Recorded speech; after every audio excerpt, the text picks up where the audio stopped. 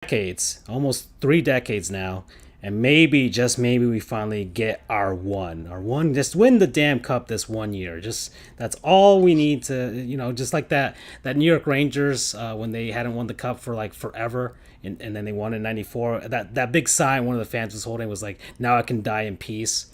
I feel like I feel the same way. So hopefully they can do it. And yeah, promo code bring on the rats.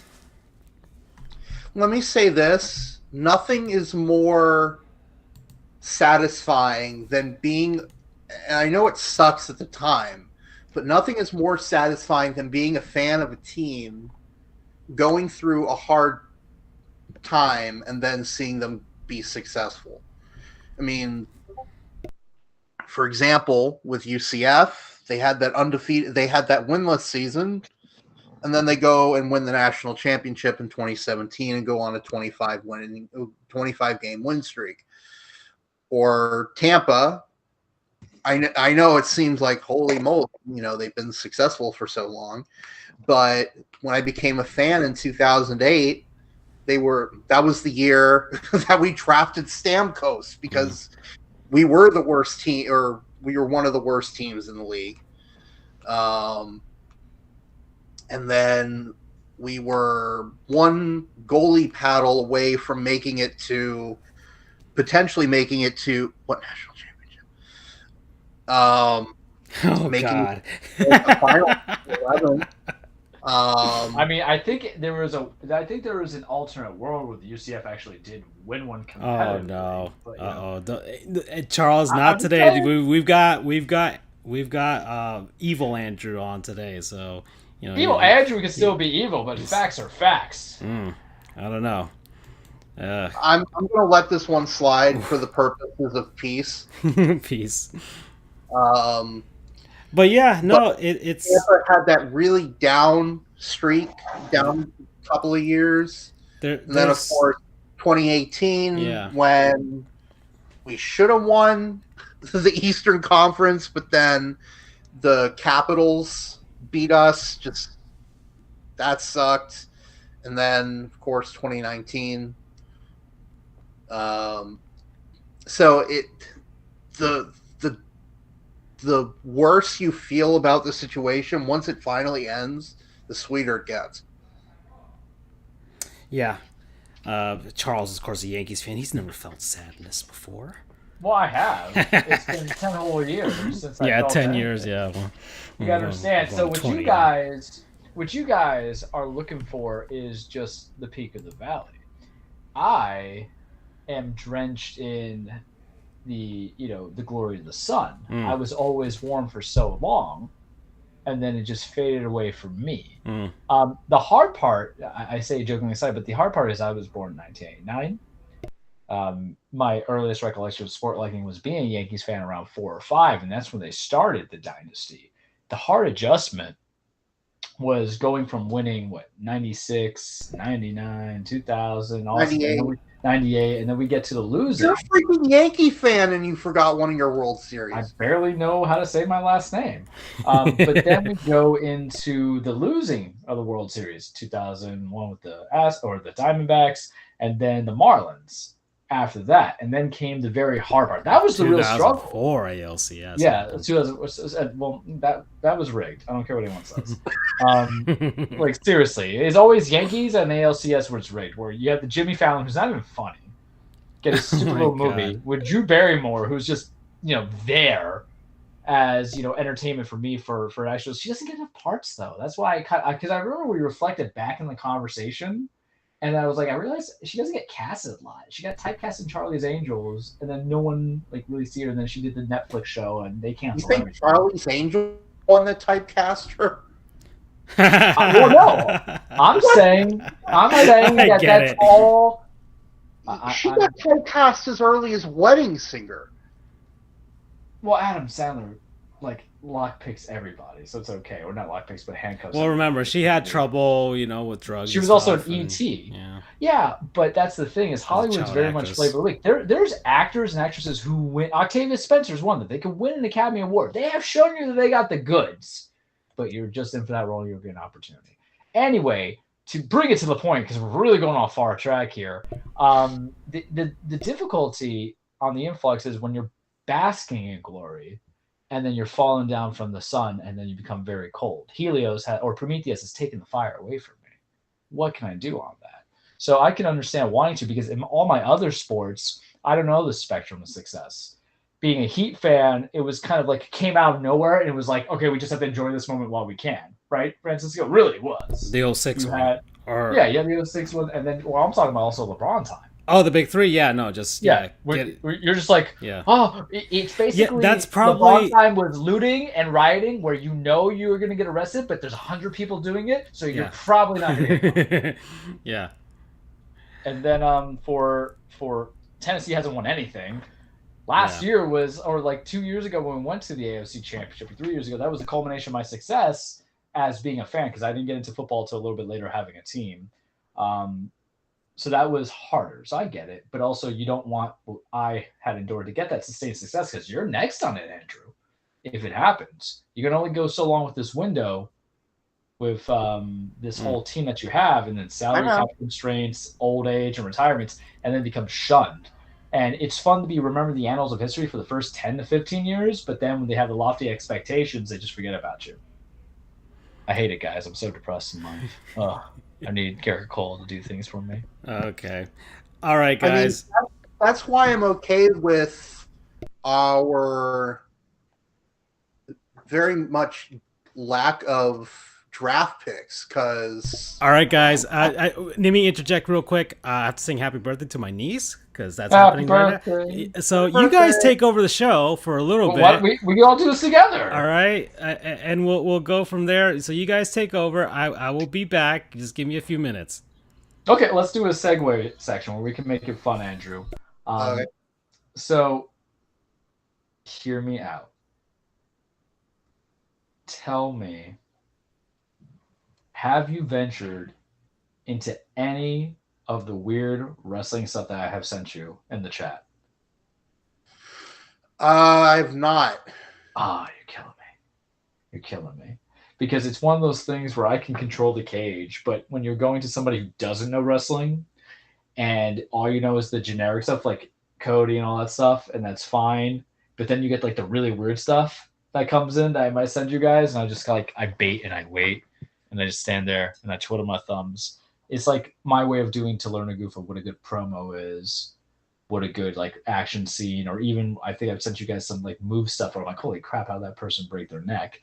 And I bring it up because what I'm noticing is that I don't watch the Young Rock on Peacock or NBC Universal, whatever it is, but now they do a lot of flashbacks of old guys in wrestling that he was there for. So they casted like a Young Rock version of Taker, Young Rock version of Triple H, Young Rock version of this guy. So it makes me wonder if that streamline will bring people back to go and watch the old WWE days or WF days or in the Attitude Era who weren't there for it. They're revisiting, they're doing some fun stuff with it.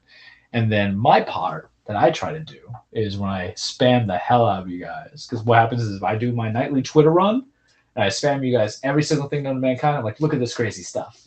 It makes sense, but I just can't captivate the audience, just like how I can't captivate this goddamn PowerPoint. The good news is we're 35 slides in, so I think I'm almost done wrapping it up because I put some bullet points in to expand on in combo. But I got 50 minutes. It's usually about a minute a slide anyway, and I go on wild tangents. So we're making progress there. But let me ask you another question, Andrew. And this one is sport related, not wrestling related and PowerPoint related. Are you ready for this? Let's do it.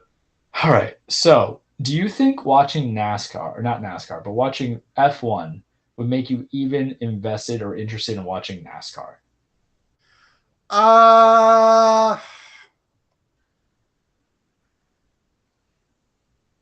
Well, I used to be a NASCAR fan back when I was a kid. Mark Martin. I learned so many different sponsors from that, like Valvoline, Havoline, all the leans, Texaco. But anyway, could you watch it now? No. I mean, admittedly, a lot of people say that it's kind of lost its luster recently. Mm-hmm. Um, but the other thing is, the thing that's interesting about Formula One for me over NASCAR is you have more. I get it; it's a circuit, but it's a circuit with turns and elevation changes and like pit strategies. I mean, I know you have pit strategy, but it seems it's a lot more nuanced than NASCAR. Um, so that's kind of what makes it interesting, as opposed to Formula One interesting versus NASCAR for me, at least. See, I couldn't get into it. When I moved to Florida, I went to Polk County, and that's very Or hillbilly gumption is what I'll say. And it got me into it could be one of three things of selection: meth, which we don't do, wrestling, which we love, and like NASCAR as the other option. And I had a neighbor, I don't know if it was Mr. Murphy, but it was a more of an elderly guy that we would go, and he was a big NASCAR friend. No, not Mr. Murphy. It was my buddy's dad, Ed. There we go. They loved NASCAR. They had everything there. And then when you would go over and see him on like the race games, would it be Bristol or a few other ones, they'd go crazy for it. And I'm like, man, I don't know what any of this is enticing people. Because to me, races shouldn't be long. They're not a sense of endurance. It should be, your video game tempered where it's done in 3 minutes or less, right? So it would be kind of tough. And then you'd be like, all right, I can get the explosions. But if you're like 8 and you like it, it's one thing. But I couldn't imagine being 32 and enjoying it now. But I know there's some people who are, and I just don't know. And I think maybe it's because you're appealed to the racers there and the competitors, and maybe you like those people. Like you think about Dale Earnhardt Jr., Dale Earnhardt himself, Richard Petty, um, all that. But I don't know if you can ever get me as a casual fan into it, and that's why I'm surprised about the F1. So what invested you into the F1?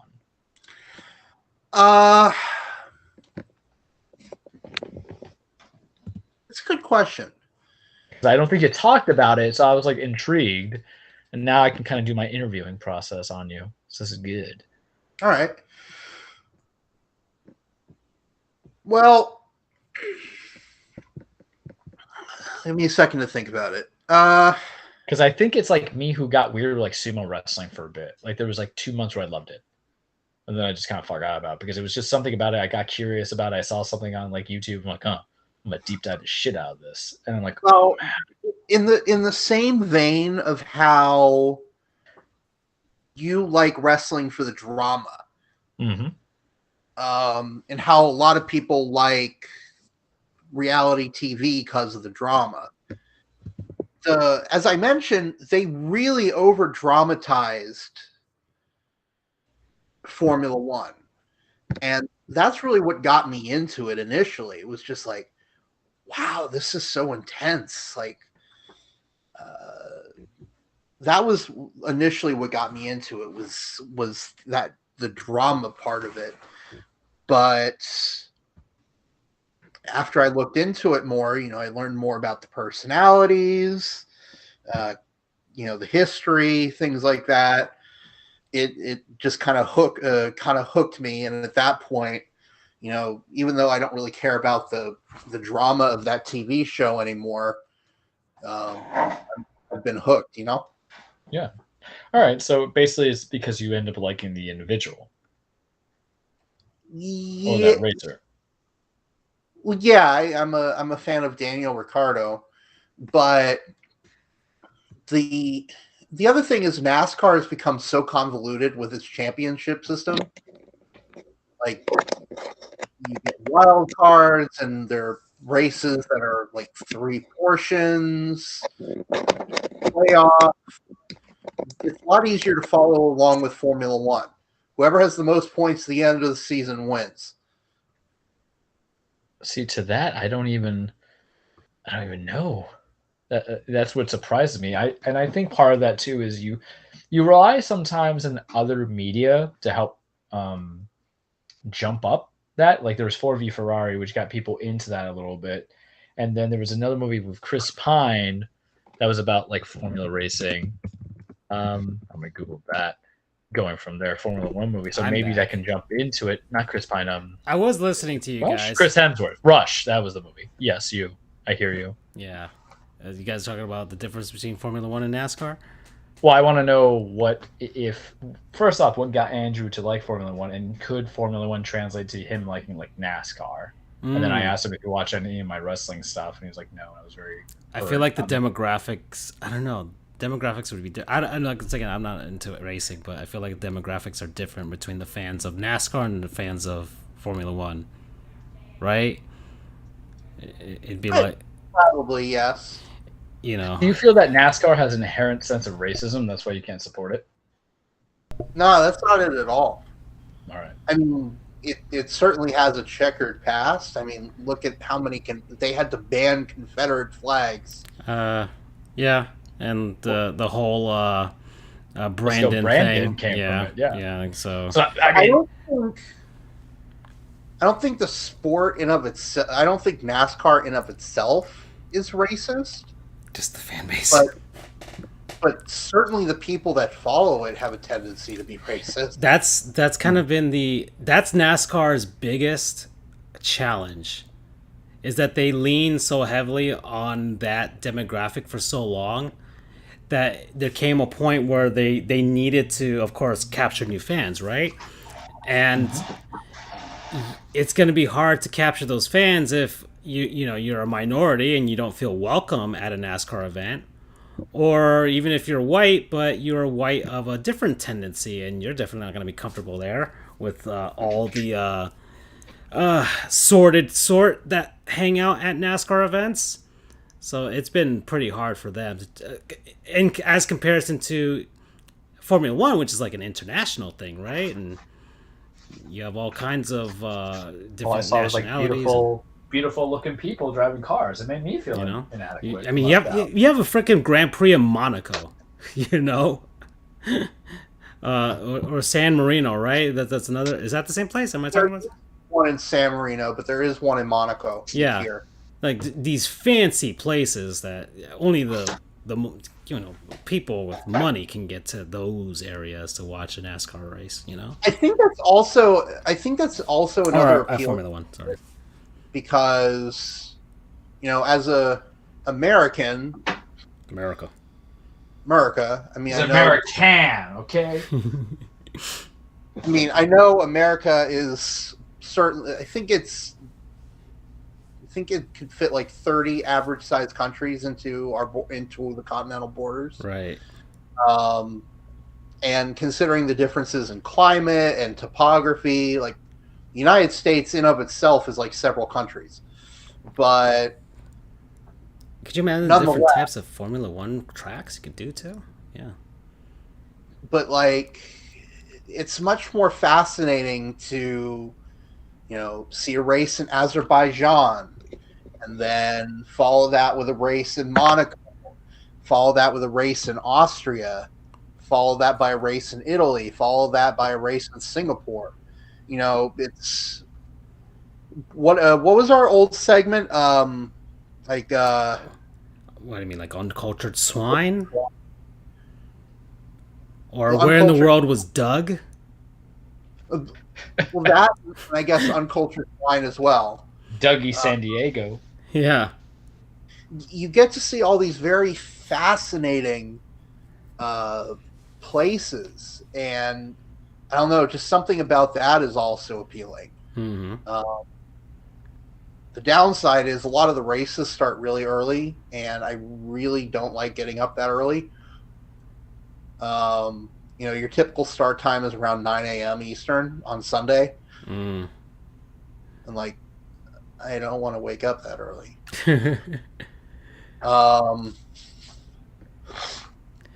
Because the races start, I think, around 3 p.m. Oof, Aaron Judge hit another homer, boys. Oof. Panthers are up 2-1. But anyway, yeah, so I think that's part of it. Whereas you've got a race in NASCAR, you've got races in Homestead, Talladega, Daytona. It's like, All right, fine. And they're all But they similar looking all look the venues. same. Yeah. The tracks look the same, and the ones that are more exciting are the race course tracks where they have to go into the infield and Yeah. make turns and Really, stuff. the only one that I like Daytona, of course, because it's Daytona, right?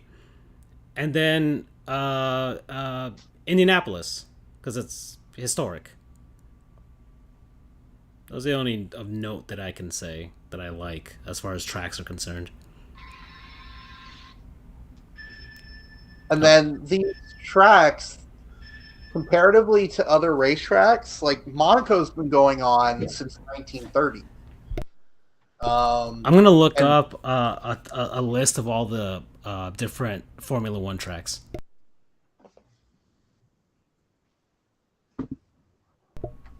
Oh damn! I forgot NXT was doing a pay-per-view thing. Andrew, are you still there? Yep. Okay. No, and keep talking. I'm just gonna look it up while you speak, so we can look at all the places. And don't forget, there are tracks that have come and gone.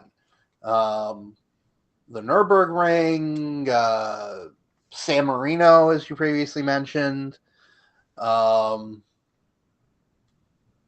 They're thinking of bringing back a race that was in South Africa. Oh, this is a cool entry on Wikipedia. So they have the list of the Formula One circuits, and they have all the different track layouts too.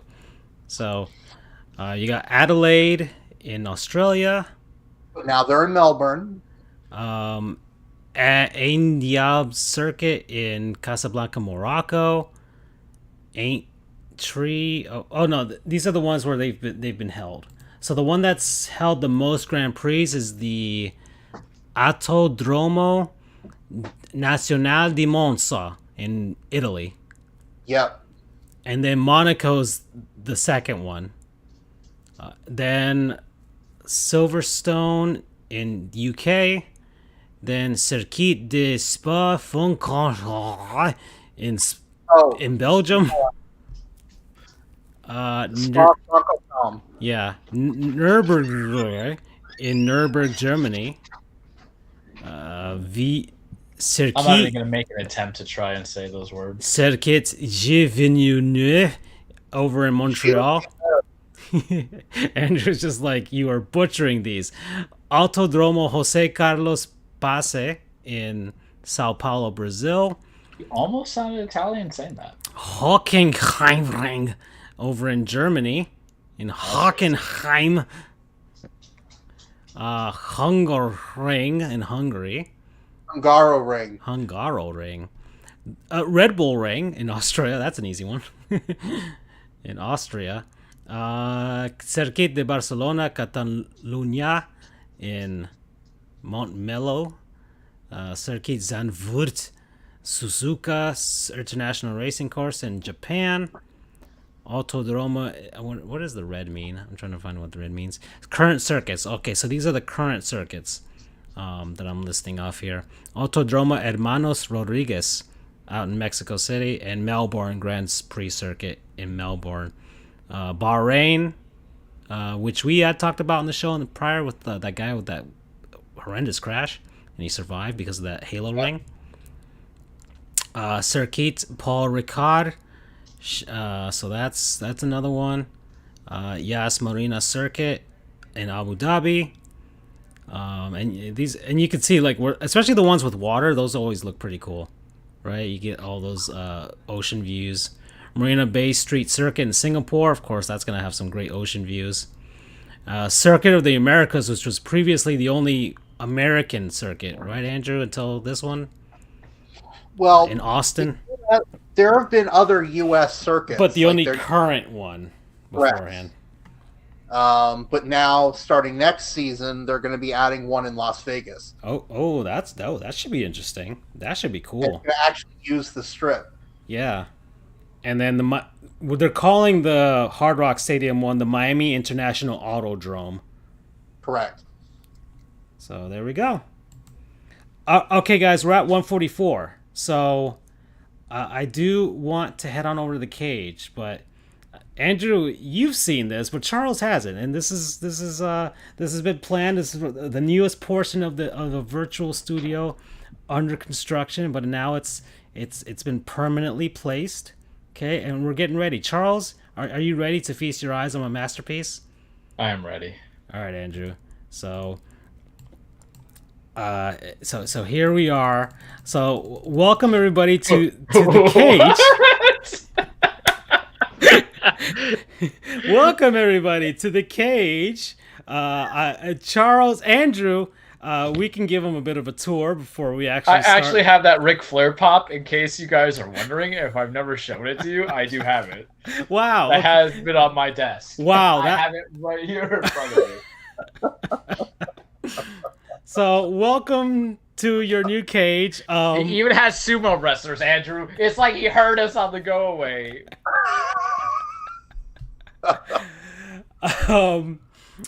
Yeah, so I put the two images that you requested, and I didn't want it to feel. I decided to go with like a Victorian theme for it. Because I'm like, it could be like like other wrestling shows and have like the sleek look. I'm like, nah. I feel like Charles talking about these things would need a little bit, an air of sophistication for the contrast between the subject matter. And I felt that was most funny, to me at least. So I felt like you would appreciate that. We have Victorian chandelier hanging from the top. Of course, the image of Spider-Man in the wrestling right there. That's what Bonesaw, Macho Man Randy Savage. Yes, right there. A New Japan emblem thing that I saw. El Santo, one of the most famous Mexican luchadors of all time. Some classic Japanese artwork with some sumo wrestlers, of course. Okay, we've got an NWO. It's a WCW belt, spray painted with the NWO, right? I'm sure you understand the symbolism behind this. Yes. You get the TNT belt because it doesn't exist anymore, but it's there. It exists. It exists still. Oh, but it's TBS now, right? Yeah, but it's still the TNT title. Oh, okay. The TBS Championship. I actually will. I will bring that up to speed when my opening comes in. We've got, of course, Jesus Christ.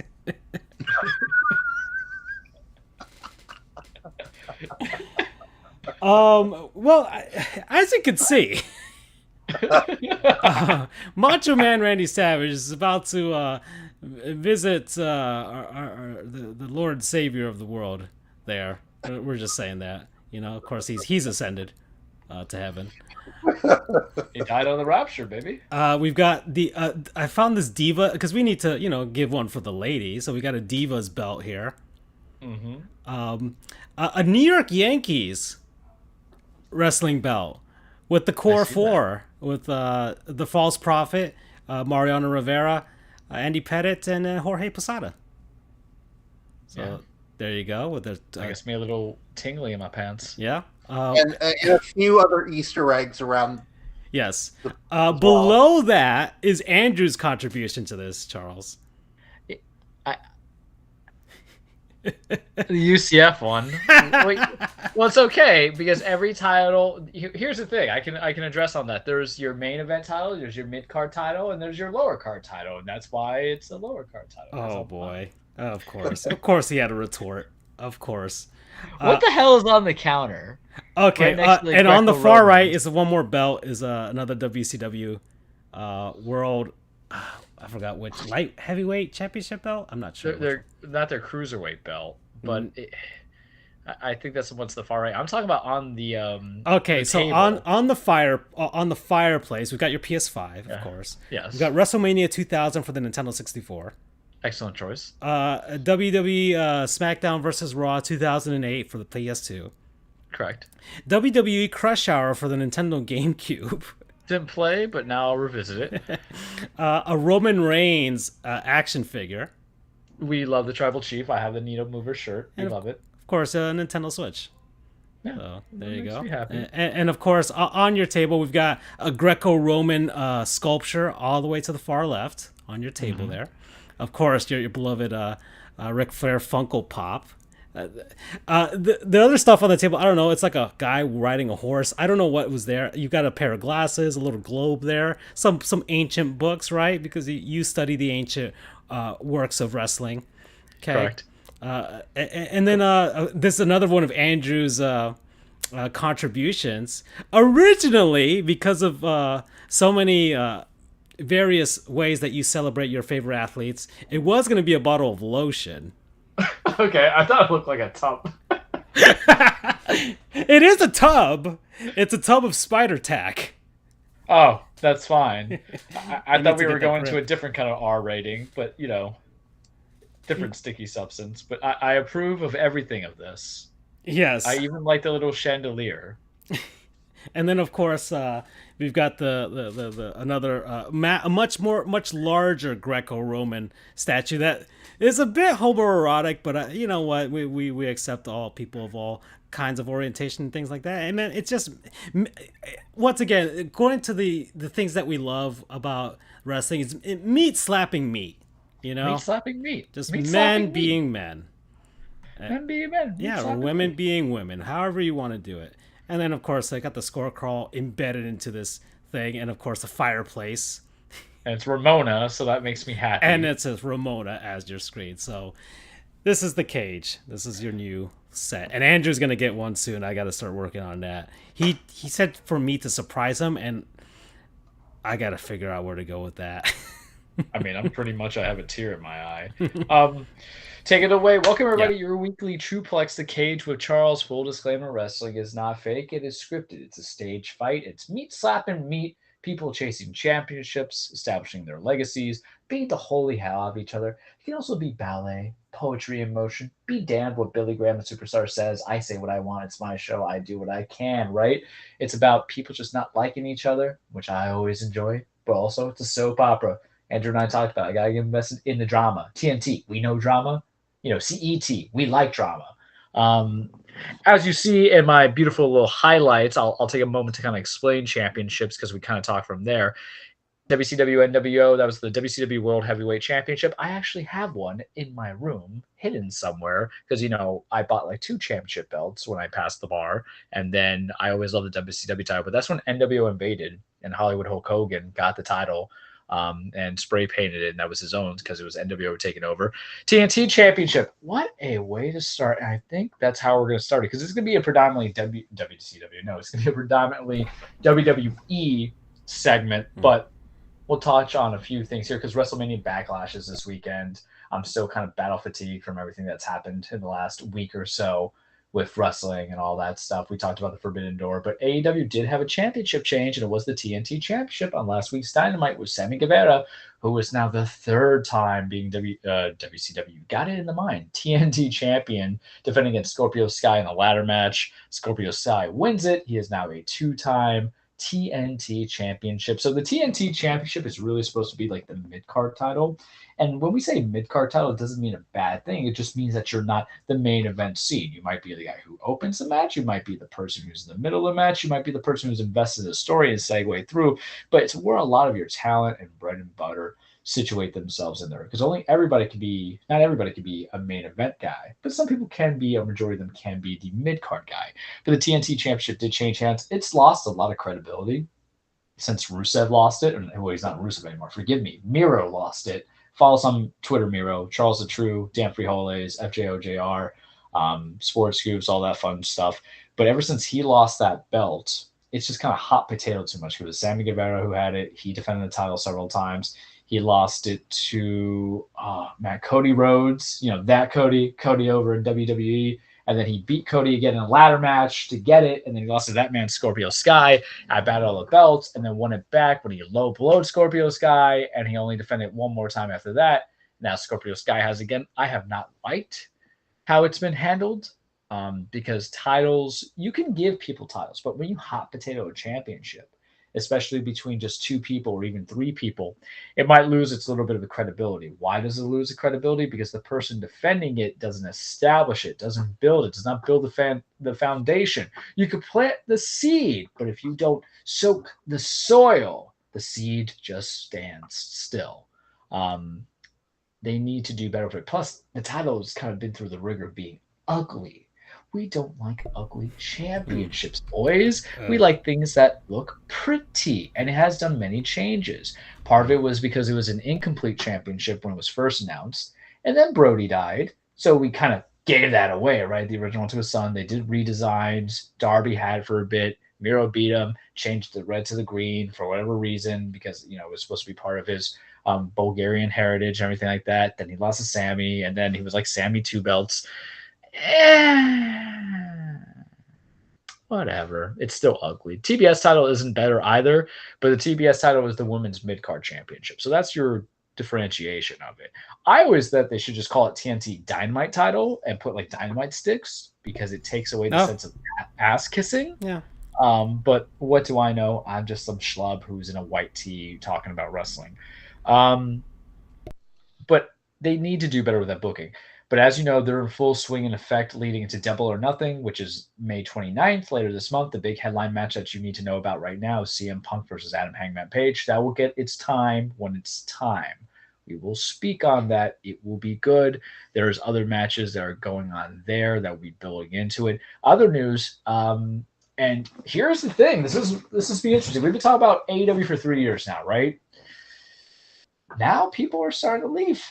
Not getting fired, but they're not getting their contracts renewed. Cody Rhodes, he went to where? WWE, making that big money, being in a main event feel event. We'll see how long that lasts, but there's been a couple of people who've had their contracts not renewed by Tony Khan, who is the owner and booker of everything. So Marco Stunt, who was part of Jurassic Express, didn't get his contract renewed. Joey Janela, who he was named to fame as the indie wrestling over in GCW, which is Game Changer Wrestling, known for their death matches. He didn't get his contract renewed. But more importantly, and this is interesting to me, Stu Grayson of the Dark Order. He teams up with Evil Uno, the Dark Order that had Brody and they were funny, and I would send you the being the lead stuff. He was the bald guy with the war paint going on. His contract expired. He's off the AEW roster. They couldn't come to an agreement of money. So you're talking about like a pseudo foundational guy that was kind of there since day one. And Cody left, and we know Cody left because I think bigger money, bigger opportunities, right? But now you're getting other people coming in. What was AEW doing for the last year or so? They were just signing everybody that WWE fired. And if you say, Charles, you're lying. I'm like, no. Ty Conti, she was a WWE cut. Miro was a WWE cut. Keith Lee, WWE cut. Aleister Black, who's now Malachi Black, WWE cut. Daniel Bryan, let his contract expire to come to WWE, or AEW, not WWE. Adam Cole, baby, left WWE to go to AEW. Granted, his fiance is there, Britt Baker, so I understand the competitive interests versus being with your wife 24/7 or soon-to-be wife 24/7. But you signed a whole bunch of people, FTR, all this other stuff. Granted, it comes and goes. We're going to talk about budget cuts. But what does this mean for WWE? Because here's what I want you guys to consider too. Tony Khan did what? He also bought Ring of Honor.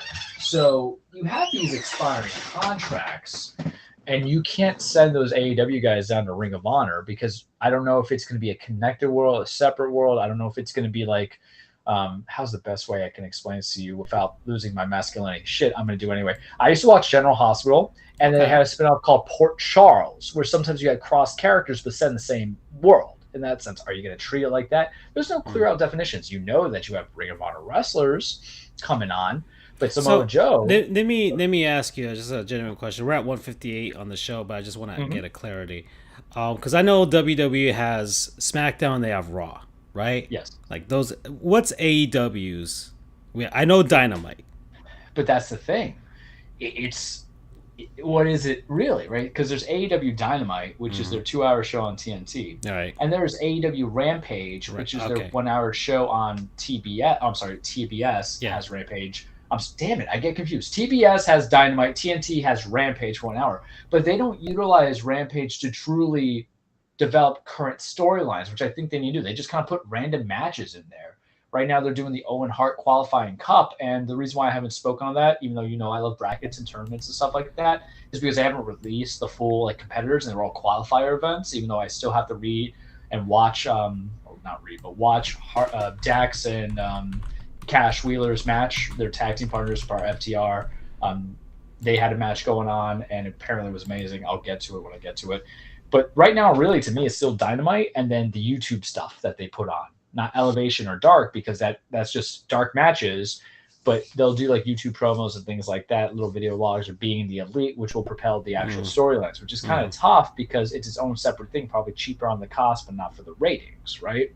So because you would have to commit to everything. Okay, now I have to log on to YouTube and see all that stuff, And I Well, guess this is the concern, and this is more of a business sense structure, is that Warner Brothers owns TNT. Warner Brothers just merged with Discovery, so now they're Warner Discovery.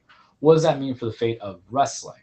Because they're going to still have sports, but Dynamite brings in about close to 1 million views every Wednesday, and they hit the demos for what it's worth. I think that Warner and Discovery are beyond that because now they want to see what the streaming services are. I feel that's why Tony Khan bought Ring of Honor, because there's the entire library of a wrestling organization that was around for 15 years.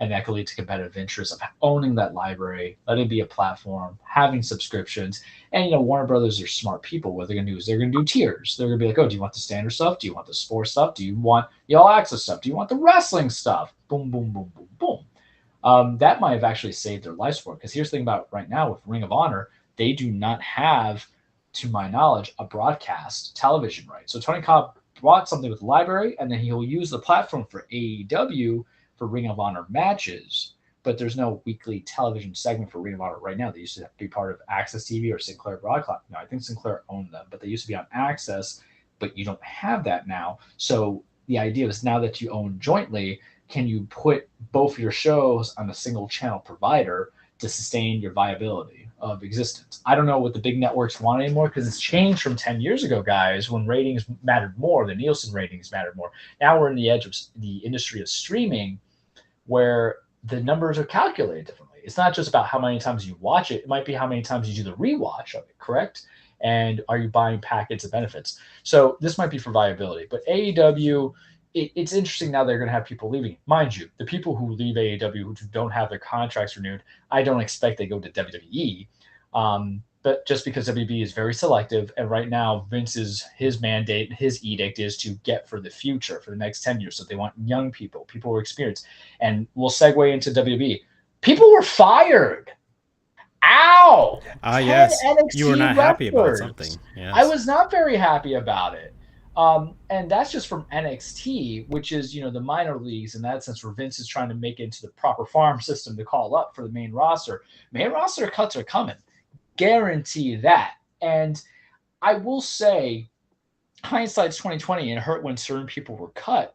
However, it's working a little bit because there's not much bloating, so you can kind of show around people. But if you cut it down too much, Vince, just to the whittlest of whittle, you're not going to be able to fulfill 3 hours on Monday, 2 hours on a Friday, and get me invested for a pay-per-view because there's not going to be enough people left. And NXT, who they cut, Loomis, I understood. I felt like they weren't going anything. Dakota Kai, the rumors are that she didn't want to be around. And mind you, these are people I like that I'll support wherever they go, because wrestling now, it has a touch point phenomenon.